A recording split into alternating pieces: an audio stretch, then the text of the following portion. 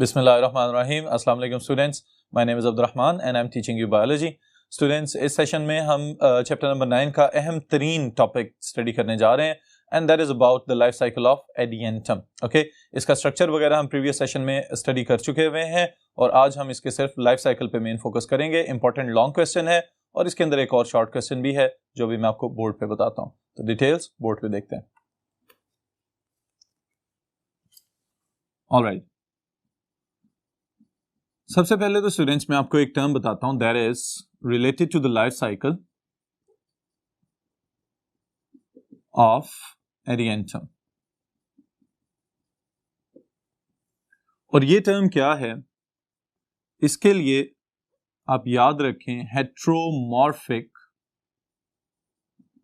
Alternation of generations.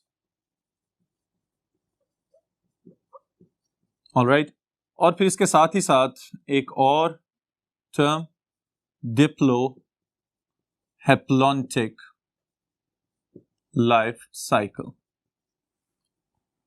Alright, अब ये जो दो चीजें मैंने मेंशन की हैं बोर्ड के ऊपर, ये आपके जहन में होनी चाहिए जब कभी भी आप ब्रायोफाइट्स का या ट्रेकियोफाइट्स का लाइफ साइकिल स्टडी करें या उसको लिखने लगे तो इन दो पॉइंट्स को अपने जहन में जरूर रखिएगा।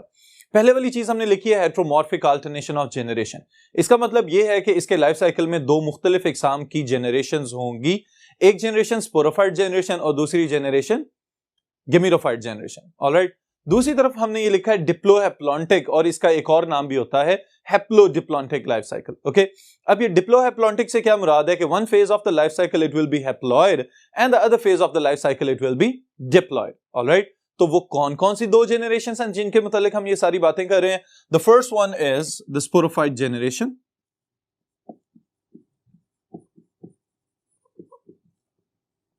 Sporophyte is diploid. ऑलराइट, जब हम 2n लिखते हैं तो इसका मतलब यह है कि इसके पास क्रोमोसोम्स की तादाद जो है वो डबल हो चुकी हुई है। ऑलराइट, इसके साथ ही साथ this is the dominant phase और इसके साथ प्रोमिनेंट या कंस्पिकुअस की टर्म आप याद रखिएगा। फिर इसके साथ ही साथ जो दूसरी जेनरेशन है that is gametophyte generation. And what do you know about the gametophyte generation of the ferns? This generation is reduced, पहले की निस्बत छोटी हो चुकी है। Alright, it is small. Alright, और इसके साथ ही साथ एक इंपॉर्टेंट चीज मैं यहां में मेंशन कर रहा हूं that is it is autotrophic. Alright, ऐसा नहीं है कि अगर जो स्पोरोफाइट जेनरेशन है वो डोमिनेंट हो चुकी है, फोटोसिंथेटिक हो चुकी है, इंडिपेंडेंट हो चुकी है, तो ऐसा नहीं है कि जो गेमिटोफाइट जेनरेशन है अब वो डिपेंडेंट हो जाए स्पोरोफाइट पे। It is still autotrophic and it is separate, अलहदा से एक अपनी इंडिविजुअल पहचान के साथ ग्रो करती है गेमिटोफाइट फेज। और ये आप याद रखिएगा कि the gametophyte is not dependent on sporophyte. Alright students, तो ये हैं दो जेनरेशंस जिनकी डिटेल हमने स्टडी करनी है और लाइफ साइकिल का आगाज करेंगे हम स्पोरोफाइट की डिटेल से। Okay, so the first one is sporophyte here. इसके लिए आपको स्ट्रक्चर तो याद होना चाहिए एडियंटम का जो स्पोरोफाइट नजर आता है। उसके लिए स्टूडेंट्स मैं एक दो चीजें आपको रिवाइज करवा रहा हूं। The first thing is fronds, the term that is specifically used for the leaves of the ferns. Okay, और दूसरी चीज जो हमने पढ़ी थी that was circinate vernation, वो जो coiled एक इनका स्ट्रक्चर बनता है when the leaves are immature, that is known as circinate vernation. Okay, फिर जो इसके लीफ का मेन सेंट्रल पोर्शन था मिड रिब की तरह की जो ब्रांच है दरमियान में that is known as rachis, और वो स्टार्क जिसकी मदद से ये फ्रॉन्ड जो है राइजोम के साथ जुड़ा हुआ है it is known as stipe. Alright, तो ये सब स्ट्रक्चर्स अपने ज़हन में रखिएगा। अब हम सिर्फ जो है वो रिप्रोडक्टिव फेजेस की बात करेंगे मेनली इसके अंदर। इसमें स्टूडेंट्स स्पोरोफाइट जेनरेशन है तो अंडरस्टूड बात है this is the spore producing generation. Alright, इसकी खसूसियत क्या है कि this is the spore producing phase और स्पोर प्रोड्यूसिंग जेनरेशन। लफ्जी मतलब जो है स्पोरोफाइट, वो पौधा जो स्पोर्स पैदा कर सकता है। ऑलराइट, तो अब सवाल ये पैदा होता है कि ये स्पोर्स कहां पे पैदा हो रहे हैं। उसके लिए स्टूडेंट स्पोरोफाइट से मिलती जुलती एक और टर्म है that is sporophylls. All right, and what are sporophylls? Leaves on which sporangia are formed or they are born. All right, sporophylls वो पत्ते जिनके ऊपर स्पोर्स पैदा करने वाले स्पोरेंजिया ग्रो करेंगे. These specific leaves are known as sporophylls. Okay? फिर sporangia directly sporangia की फॉर्म में ग्रो तो कर रहे हैं, लेकिन इनके क्लस्टर्स के लिए हमने एक और नाम यहां पे याद रखना है. That is सोराय. ऑलराइट स्टूडेंट्स, बहुत ज्यादा हो, जमा है तो सोराय, अगर इंडिविजुअल है तो उसको हम कहेंगे सोरस. ऑलराइट, सोरस है क्या? Cluster of sporangia. ऑलराइट, और फिर इसके साथ ही साथ एक और बात भी याद रखिएगा कि आगाज में ये ग्रीन होते हैं. Alright, but turn dark brown और black when mature. Alright students, sporangia के वो ग्रुप्स जो आपको लीव्स की लोअर साइड्स के ऊपर, उनके लोब्स के ऊपर नजर आएंगे, उनको हम कहेंगे दीज आर सोराय, जिसमें से एक क्लस्टर को हम कहेंगे सोरस.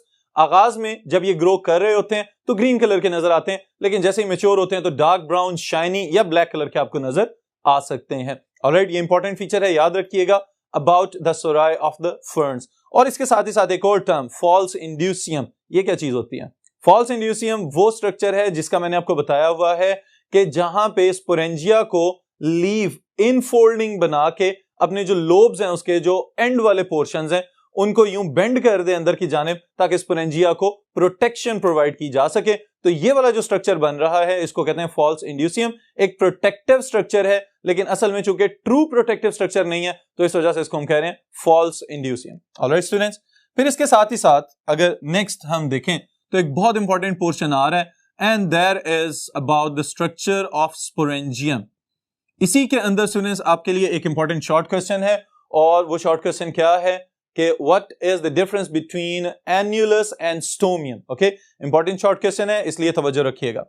स्पोरेंजियम बेसिकली क्या चीज है, इसको अगर मैं आसान तरीन एक वर्ड के साथ मेंशन करूं तो this is the capsule. Alright, बिल्कुल उसी तरह से कि जैसे हमने ब्रायोफाइट्स में स्टडी किया कि वहां पे स्पोरोफाइट के पास एक ही कैप्सूल बनता है जिसके अंदर स्पोर्स प्रोड्यूस किए जाते हैं, तो यहां पे भी आप याद रखिएगा कि असल में स्पोरेंजियम क्या है, this is the capsule. Okay, फिर इसके साथ ही साथ ये जो कैप्सूल है, it is attached to the leaves by multicellular stalk. Alright, इसके साथ एक जो है सपोर्टिंग स्ट्रक्चर मौजूद है जिसकी मदद से ये लीफ के साथ जुड़ा हुआ नजर आएगा. ऑलराइट, फिर इसके बाद स्टूडेंट्स अब आगाज हो रहा है आपके शॉर्ट क्वेश्चन का, और वो क्या है कि the outer layer of sporangium is made up of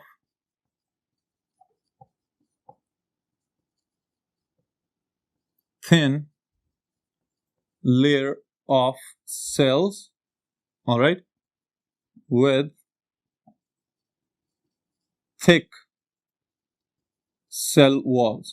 all right, ये जो थिकनेस है स्टूडेंट्स हम सेल्स की जिनकी बात कर रहे हैं, इसके लिए एक मल्टीपल चॉइस क्वेश्चन स्टेटमेंट बनेगी, वो मैं अभी आपको नोट करवाता हूं. Now the short question begins here.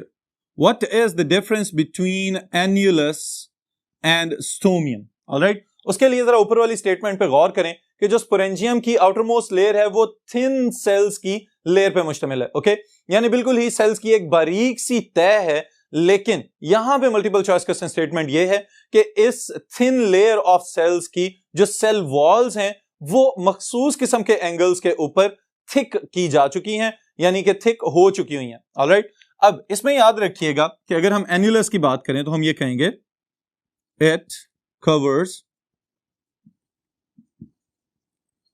3/4 of capsular wall. all right, cell walls of cells of annulus are radially and एक नई टर्म में यहां पे ऐड कर रहा हूं, टेंजेंशियली थिकन्ड. ऑलराइट स्टूडेंट्स, अब इससे क्या मुराद है? अब देखें, जो कैप्सूल का इमेज आपको नजर आ रहा है, इस कैप्सूल की जो आउटरमोस्ट बाउंड्री है that is made up of thick cell walls, okay. लेकिन ये जो सेल वॉल्स हैं इनकी जो एंगुलर थिकनिंग है उसके लिए मैंने ये मखसूस टर्म्स यहां पे यूज की हैं, that is what, radially thicken and tangentially thicken. इस चीज को भी समझ लें स्टूडेंट्स कि अगर कोई भी स्ट्रक्चर इस तरह से ग्रो कर रहा है और इसके ऊपर सेल्स मौजूद हैं जो कि एक लेयर बना रहे हैं, ऑलराइट, तो इस तरह के सेल्स को हम कहते हैं they have radially arranged, okay. अब याद रखें कि इनमें से जो रेडियल थिकनिंग है वो कौन सी है। अगर ये सेल वॉल्स आपको इस तरह से रेडिएशंस की फॉर्म में थिक होती हुई नजर आए तो इसका मतलब है this is the radial thickening, alright. इसको हम क्या कहेंगे, this is the radial thickening, okay. और वो जगह जहां पे ये किसी स्फेरिकल सरफेस के ऊपर मौजूद हैं उस एरिया को हम कहेंगे this is the tangential thickening, okay.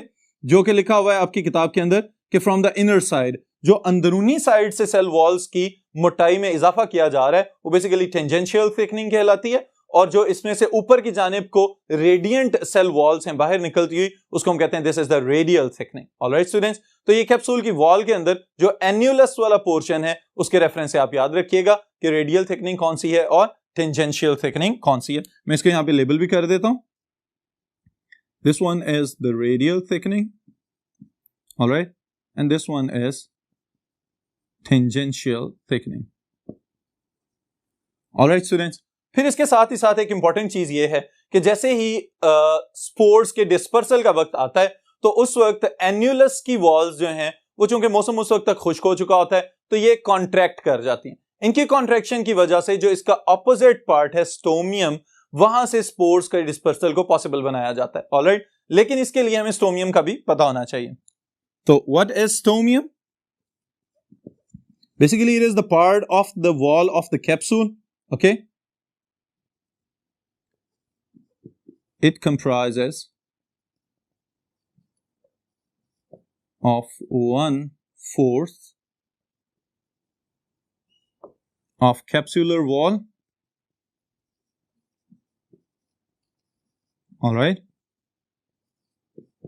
It consists of cells with thin walls, all right. और फिर इसके साथ में यहां पे एक चीज और मेंशन कर रहा हूं, ruptures up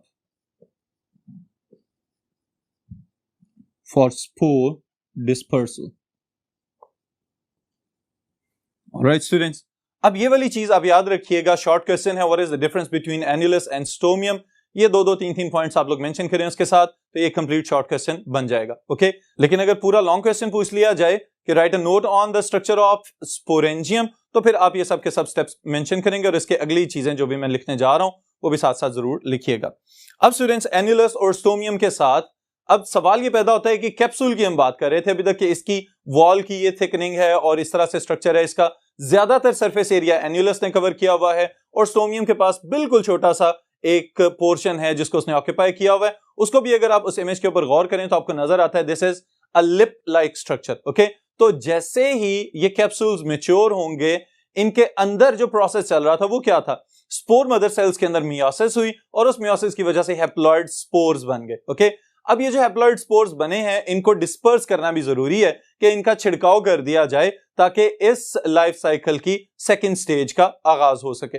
तो स्पोर मदर सेल में रिडक्शन डिवीजन हुई और उसकी वजह से हैप्लॉइड स्पोर्स बनेंगे। So now this is the beginning of the haploid phase of the life cycle.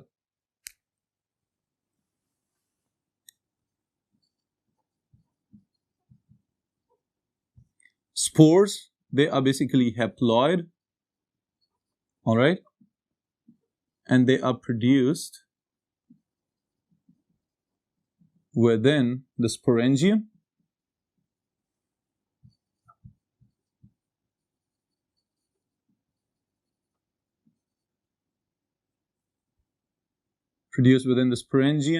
from spore mother cell by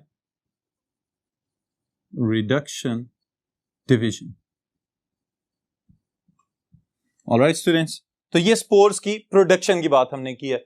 अब जैसे ही स्पोर्स जो हैं वो डिस्पर्सल के लिए तैयार हैं तो यहां पे आपके ज़हन में एक सवाल ये आना चाहिए कि क्या इनका डिस्पर्सल पानी के जरिए किया जाएगा या हवा के जरिए किया जाएगा। तो याद रखें, wind dispersal is the main method by which the spores of trichophytes are dispersed around. Okay, तो ये वाली चीज यहां पे लिख भी लेते हैं, spores are dispersed by wind. All right students, फिर इसके साथ ही साथ जहां पे गिरेंगे वहीं से इनकी ग्रोथ का आगाज हो जाएगा, तो हम कहेंगे this process is known as germination. इसके लिए याद रखिए कि स्पोर्स अगर सुटेबल मीडियम के ऊपर गिरेगा तो फौरन जर्मिनेट करना शुरू हो जाएगा, और स्पोर्स की जर्मिनेशन की वजह से जो नया प्लांट आपको ग्रो करता हुआ नजर आएगा, इट शुड बी गेमिटोफाइट, क्योंकि ये सारी जो पिछली फेज चल रही थी that was about the sporophyte generation, और वो इसकी डिप्लॉयड फेज थी। ओके, अब हम जिसकी बात कर रहे हैं, it will be the haploid phase of the life cycle. Germinate करेगा and it will germinate into the gametophyte. Gametophyte के लिए स्टूडेंट्स याद रखिएगा, हम प्रोथैलस की टर्म यूज करेंगे। ऑलराइट, नाउ द प्रोथैलस और the gametophyte of the adiantum is very specific about its morphology. वो किस तरह से, सबसे पहली चीज जो आप याद रखेंगे वो ये है कि it is recognised by heart shaped structure. Alright, फिर उसके बाद स्टूडेंट्स बाकी प्रॉपर्टीज क्या हैं, स्मॉल है, रिड्यूस्ड है, इंडिपेंडेंट है, and it is autotrophic. Alright, अब अगर हम इसकी थिकनेस की बात करें तो उसके लिए मैं एक टर्म यहां पे लिख रहा हूं, that is cushion like structure. Alright, अब कुशन लाइक स्ट्रक्चर से क्या मुराद होती है कि आपने जो अपने रोजमर्रा इस्तेमाल में कुशन्स वगैरह ऑब्जर्व किए हुए हैं, उनको अगर हम देखें तो वो दरमियान में से फूले हुए होते हैं, और जैसे जैसे हम उनके मार्जिन्स की जानिब जाएं तो वो बारीक होते चले जाते हैं। यही चीज यहां पे अप्लाई होगी कि कुशन लाइक या कुशन शेप्ड प्रोथैलस इसको क्यों कहते हैं, because it is one cell thick at margins, all right, and it is many cell thick in the middle. all right students, ये इसकी थिकनेस और इसके प्रोथैलस की हम बात कर रहे हैं कि अपीयरेंस उसकी कैसी है, हम कह रहे हैं हार्ट शेप्ड स्ट्रक्चर है। ओके, लेकिन उसके साथ ही साथ उसको अगर हम देखें हॉरिजॉन्टली जमीन के ऊपर पड़ा हुआ, तो दरमियान में से मोटा नजर आता है और किनारों से बारीक नजर आता है, जिसकी वजह से हम इसको कह रहे हैं this is the cushion like structure. फिर यहां पे एक मल्टीपल चॉइस क्वेश्चन स्टेटमेंट है कि it is 8 mm, it's size की बात कर रहे हैं, at its longest diameter. Alright, अब स्टूडेंट्स यहां पे बिल्कुल भी कंफ्यूज होने की जरूरत नहीं है कि ये लॉन्गेस्ट डायमीटर क्या चीज है। बेसिकली प्रोथैलस का आगाज कहां से हुआ है, स्पोर से। तो स्पोर जिस जगह से जर्मिनेट करना शुरू हुआ, अगर सेंट्रल पॉइंट से एक एक्सपेंडेड ग्रोथ आपको नजर आ रही है, तो इस वजह से हम इसको कह रहे हैं this is the longest diameter, जिसकी वजह से हम इसके साइज का ये एवरेज हमने निकाला है कि 8 मिलीमीटर तक इसकी जो है वो ओवरऑल साइज इसका हो सकता है। लेकिन इसके साथ ही साथ एक इंपॉर्टेंट चीज और भी याद रखिएगा कि ऐसा नहीं होता कि अगर जर्मिनेट कर गया तो उसके बाद काम खत्म हो गया, लेकिन ये जो गेमिटोफाइट है या प्रोथैलस है, इसके पास एक स्ट्रक्चर होता है that is known as apical notch. Alright, अब ये एपिकल नॉच वाला स्ट्रक्चर जो है, अगर आप इस इमेज के अंदर देखें तो आपको इस बात का अंदाजा होगा कि इसके एंटीरियर एंड पे, ओके, ये जो साइड आपको ऊपर की जानिब नजर आ रही है, अभी मैंने आपको बताया कि prothallus lies horizontally with the ground. Okay, ground के ऊपर पैरेलल पड़ा होता है, तो इस वजह से ये तो हम देखने के लिए इसको यहाँ पे बोर्ड के ऊपर इस तरह से मेंशन कर रहे हैं कि इसका जो अपर पार्ट है वहां पे आपको एक ग्रूव नजर आ रहा है, एक डिप्रेशन नजर आ रहा है। इस पार्ट को हम कहते हैं this is the apical notch. और एपिकल नॉच का बेसिकली इसकी सिग्निफिकेंस क्या है, it contains the growing point of the prothallus. Okay, so कहां पे मौजूद है, एट एंटीरियर साइड। ऑलराइट, और फिर इसके साथ contains the growing point of prothallus. Alright students, फिर इसके साथ ही साथ अगर हम लोअर साइड पे देखें तो अपर साइड पे तो एपिकल नॉच है और इसकी निचली साइड पे आपको क्या नजर आएंगे? These are the rhizoids. Rhizoids की थिकनेस भी याद रखिएगा, these are 1 cell thick hair like structures. और राइजोइड्स का हमेशा क्या काम होता है कि एक तो एंकरेज प्रोवाइड करेंगे, सॉइल के साथ उसको पकड़ के रखेंगे फर्मली, और इसके साथ ही साथ दूसरा काम क्या करेंगे? मिनरल्स और वाटर को एब्जॉर्ब करेंगे और प्रोथेलस को प्रोवाइड करते जाएंगे। फिर स्टूडेंट्स इंपॉर्टेंट चीज जो है to complete the life cycle, that is about its reproductive structures. और रिप्रोडक्टिव स्ट्रक्चर्स कौन कौन से हैं इसके पास? Archegonia and antheridia. और अब तक तो आपको याद हो जाना चाहिए, archegonia are the female reproductive structures, antheridia are the male reproductive structures. Archegonia क्या करेंगे? They will produce a single non motile egg, okay. और एंथेरिडिया क्या करेंगे? They will produce ciliated antherozoids और स्पर्म्स, ओके। ये खास किस्म के स्पर्म्स पैदा करेंगे जिनके पास सिलिया मौजूद है, ऑलराइट, फॉर देयर मूवमेंट। अब ये मूव करते हुए स्पर्म्स हमेशा आर्चिगोनियम की तरफ आते हैं, वहां पे एग को फर्टिलाइज करेंगे, और इनके फर्टिलाइज होने की वजह से क्या होगा? There will be the start और the beginning of the next phase of the life cycle, and that is the diploid phase, okay. क्योंकि स्पर्म्स भी हैप्लॉयड हैं, एग भी हैप्लॉयड है, n plus n is equal to 2n, okay. तो diploid नए sporophyte plant का आगाज होगा, और वहीं से फिर ये लाइफ साइकिल जो है फिर 0 से स्टार्ट होगा, and it will continue, alright students. तो ये सारे का सारा आपने याद रखना है life cycle of Adiantum. Long question के पॉइंट ऑफ व्यू से इसके अंदर शॉर्ट क्वेश्चन क्या हमने अभी तक मेंशन किया है? That was about annulus and stomium, alright. फिर इसके साथ स्टूडेंट्स जब गेमेटोफाइट जनरेशन बने तो इस गेमेटोफाइट के अंदर एंथेरिडिया और आर्चिगोनिया, फिर उनकी फर्टिलाइजेशन होगी, जाइगोट बनेगा, और उससे आगे प्रोसेस जो है वो लाइफ साइकिल का चलता चला जाएगा। This is the end of today's session. इंशाल्लाह ताला मुलाकात होगी नेक्स्ट सेशन में नेक्स्ट टॉपिक के साथ।